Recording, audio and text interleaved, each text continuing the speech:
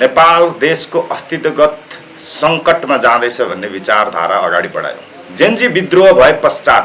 फागुन 21 गतेको निर्वाचन हुँदै गर्दाखेरि देशका सम्पूर्ण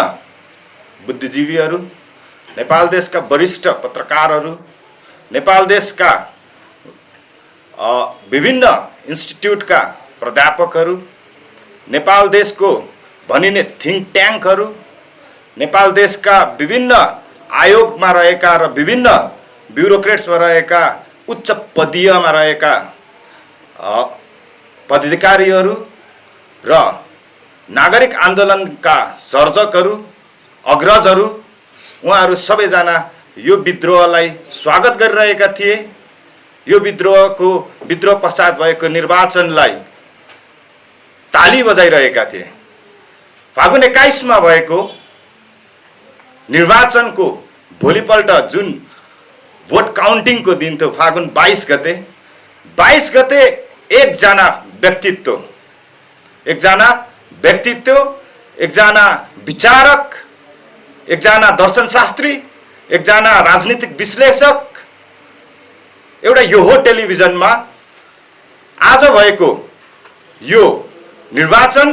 र अहिले भएको विद्रोह र उठ्दै गरेको रासपा र बन्दै गरेको प्रधानमन्त्री बालेन शाह र सुदन गुरुङ, यो सबै नेपालको इतिहासमा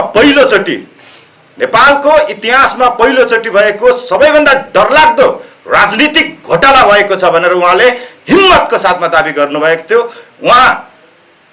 बुद्ध छिरिङ मोक्तानज्यूलाई म यहाँबाट फेरि सलाम गर्न चाहन्छु कि त्यो दिन उहाँले धेरैजनाको टाउकोमाथि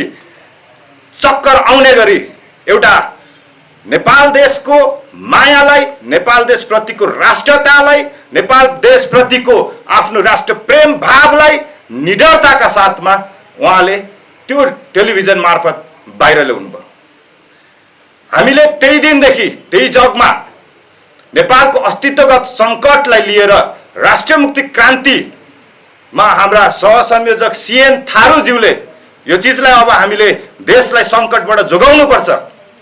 देशलाई अब विघटनमा जाने स्थिति आउँछ भने हामी यो देश जोगाउनको लागि अघि बढ्नुपर्छ, एक कदम अगाडि बढेर यो रिस्क मोल्न तयार हुनुपर्छ भन्ने विचारधारा अगाडि आइसके पछाडि हामीले राष्ट्रिय मुक्ति क्रान्तिको विचारधारालाई अगाडि बढायौँ र त्यही राष्ट्रिय मुक्तिको क्रान्तिको विचारधारालाई हामीले अगाडि बढाउँदै गर्दाखेरि